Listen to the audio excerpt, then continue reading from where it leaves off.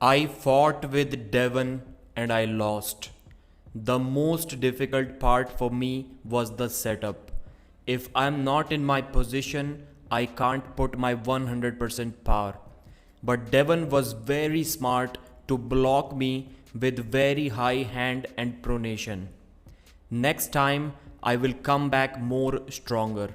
Now I will rest and congratulations to Devon for the victory. I will come back in later part of this year or early part of next year.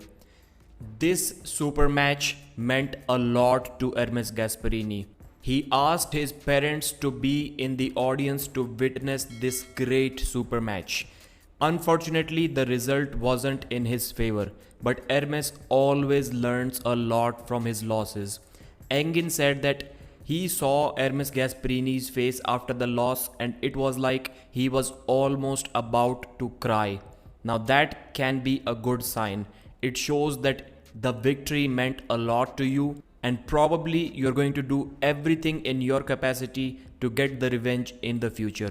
After all, in 2019, Ermes Gasparini lost in the exact same way to Matt Mask as well.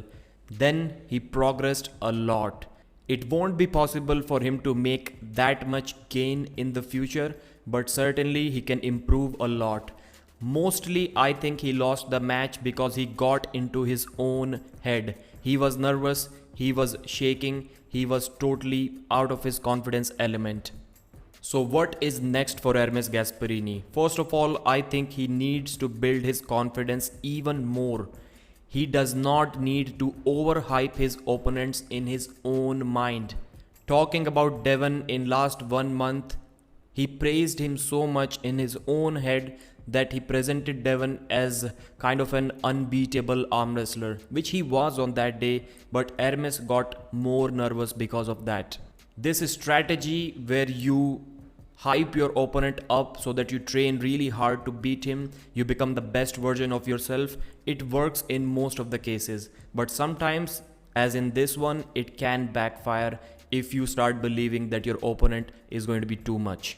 Ermes told Engin and John that he felt that his inside power was okay, but in the hand department in pronation, he couldn't do much because Devon was the superior athlete there. John said maybe you should think about developing a Levan Saginashvili level of cupping because he saw that Ermes was able to somewhat control Devon's back pressure with his fingers. It wasn't successful, but he got to show something to Devon for at least a couple of seconds there. So if he works on his cupping ability, maybe he can be the next Levan Saginashvili.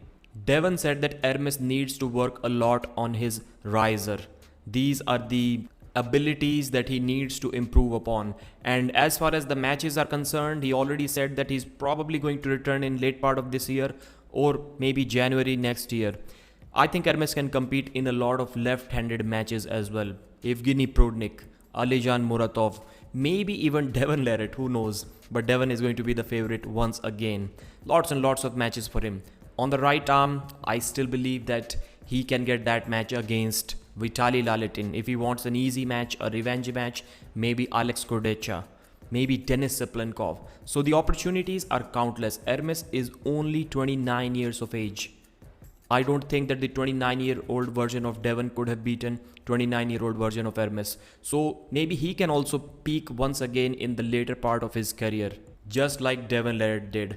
I don't think it is a matter of feeling demotivated for Ermes. I think he's going to come back even stronger and we will see the gladiator rise to the top once again. Thanks for watching, like the video and subscribe.